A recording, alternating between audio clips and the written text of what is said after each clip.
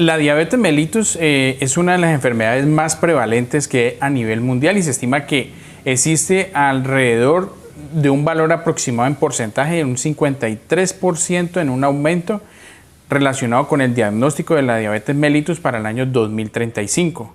Esto nos habla de que la incidencia va a aumentar muchísimo, los casos, los pacientes que tienen este tipo de patología. Y pues obviamente se refiere a unos niveles de glicemia en sangre que van a ser altos y se conoce como hiperglucemia, que se refiere a que el azúcar está sobrepasando los límites que nosotros consideramos como normales para que se pueda dar un funcionamiento normal de la célula de todos los tejidos. Esta hiperglucemia produce un daño cuando es una hiperglucemia que se sostiene de manera crónica y se determina que se asocia a daño micro y macrovascular. Todos los alimentos que nosotros ingerimos necesariamente van a pasar por un grupo de mecanismos que lo que van a hacer es fraccionar esos alimentos en aminoácidos, en proteínas y en glucosa. Finalmente todo lo que ingerimos se convierte en glucosa, que es lo que nosotros utilizamos. Esto pues tiene que pasar por un sinnúmero de mecanismos para poder que esa glucosa que entra al organismo se pueda utilizar. Pero estos mecanismos también dependen de muchos factores. Estos factores son los que voy a nombrar a continuación. Uno es la cantidad y la composición de los alimentos que se ingieren en las porciones durante todo el día. Dos, la tasa de vaciado gástrico de estos alimentos en el organismo. Tres, la tasa de absorción de la glucosa que genera este metabolismo. La otra cosa es la secreción de hormonas a nivel intestinal que van a ayudar a fragmentar estos alimentos para que se pueda utilizar la glucosa. La propia secreción de insulina es otro factor que influye en los mecanismos. La captación de la glucosa por los tejidos y la propia producción endógena, al igual que la exógena, que es la que nosotros ingerimos de la misma glucosa. Son los factores que van a estar relacionados con los mecanismos que van a ingerir en la utilización de la glucosa y si ésta se eleva o no. Pero ¿por qué se produce la diabetes? Esa es en conclusión la pregunta que vamos a resolver. El mecanismo principal de la diabetes tipo 2 es la resistencia a la acción de la insulina, que esto lleva a que el paciente presente hiperglucemia. La resistencia se da a nivel periférico, o sea en los músculos y en los tejidos, y esto hace que se aumente el azúcar en la sangre. Pero también hay otros mecanismos. Otro mecanismo es que hay una disminución de la insulina producida por las células beta del páncreas, pero en menor proporción a lo que ocurre con la diabetes tipo 1, porque en la diabetes tipo 1 hay ausencia de producción de insulina por el páncreas por la célula beta. En la diabetes tipo 2 también sucede lo mismo, pero en menor proporción. La otra cosa es que hay un aumento de la secreción de una hormona que se llama el glucagón, que es una hormona que también la libera el páncreas, pero la insulina la libera el páncreas en las células beta y el glucagón la libera en las células alfa, y ellas tienen efecto que contrarresta uno al otro. No. Los bajos niveles de glucosa entonces estimulan directa a las células alfa para que produzcan el glucagón que se produce en el páncreas, y este viaja hasta el hígado y ahí produce que el hígado empieza a producir por otro mecanismo más glucosa, porque como no se está captando en el tejido periférico, o sea en los tejidos, entonces lo que hace el cuerpo es tratar de producir más, y esto lo que hace es un ciclo en el cual se produce más y más y más glucosa e hiperglucemia.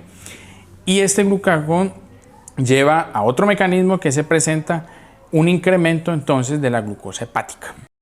Como pueden ver, por esta cantidad de mecanismos y de factores que van a regular el metabolismo de la glucosa a nivel del cuerpo, entonces pues son los que juegan un papel importante y determinante en la conversión de sano a diabético.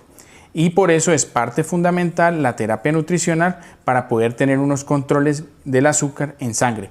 De ahí que se tenga que realizar una dieta estricta para que este equilibrio y el equilibrio nutricional mantengan los niveles de azúcar en sangre normales.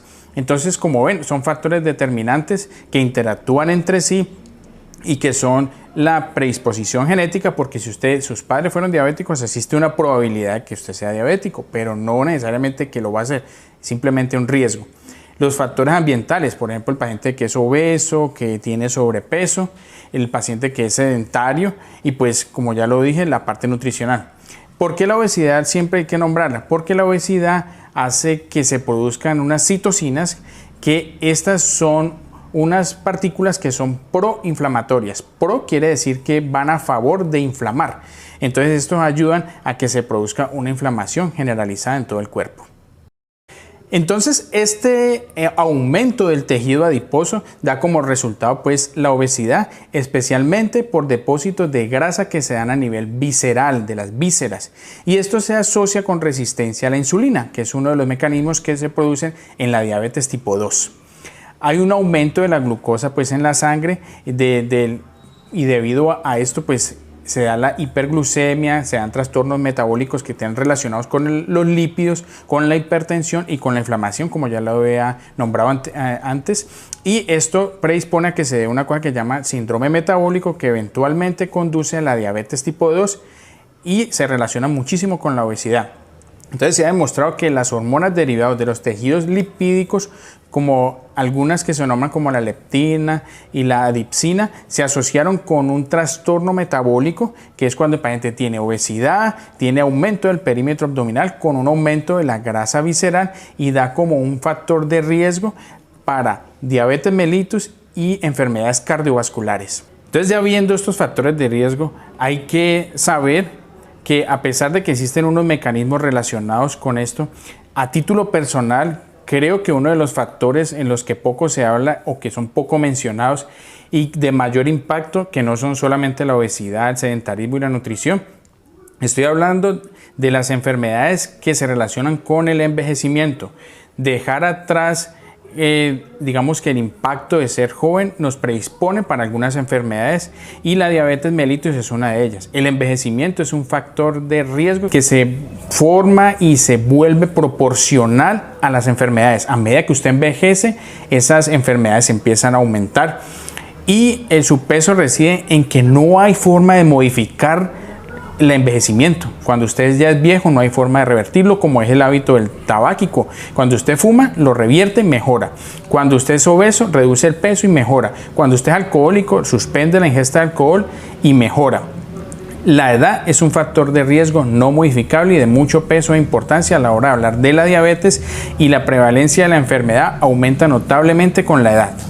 Todos estos mecanismos hacen que también se empiece a aumentar los niveles que llegan de glucosa al riñón y se empieza a producir más cantidad de excreción de azúcar hasta en la orina.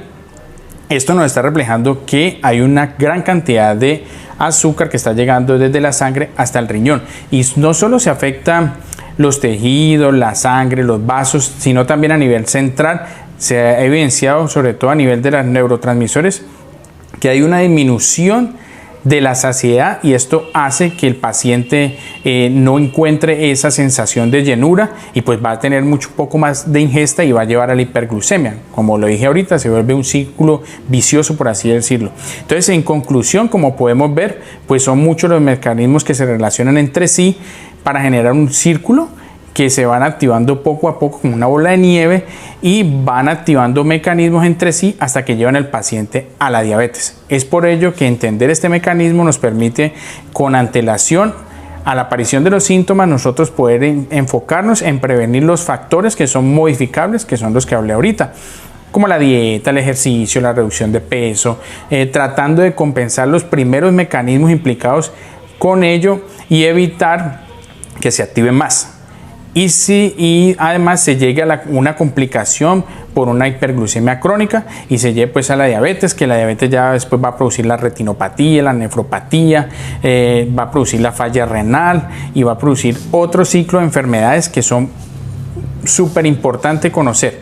Pero más o menos yo quería desglosar los mecanismos que producen la diabetes tipo 2 y por qué es importante que usted haga unos controles, unos chequeos. Inclusive hay unas edades en las cuales usted puede ir a hacerse tomar los chequeos generales, donde le van a tomar los niveles de azúcar en sangre, porque estos niveles de azúcar en sangre, antes de que den síntomas, 10 años antes o 5, ya empieza a elevarse el azúcar en la sangre, cosa tal que nosotros podemos inmediatamente empezar a bloquear esos mecanismos con esos factores de riesgo modificables, y eso van a hacer que se retrase su diabetes, ¿sí? Que se vaya a mucho más tiempo, o que no se presente, como es el caso de los pacientes que llegan con prediabetes, que los hace uno reducir el peso, disminuir la ingesta de carbohidratos, entre otros.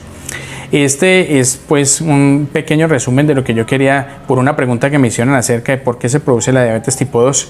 Yo soy el doctor Octavio Ortiz. Si te gusta, dale like, comparte y sígueme. Vemos en un próximo tema.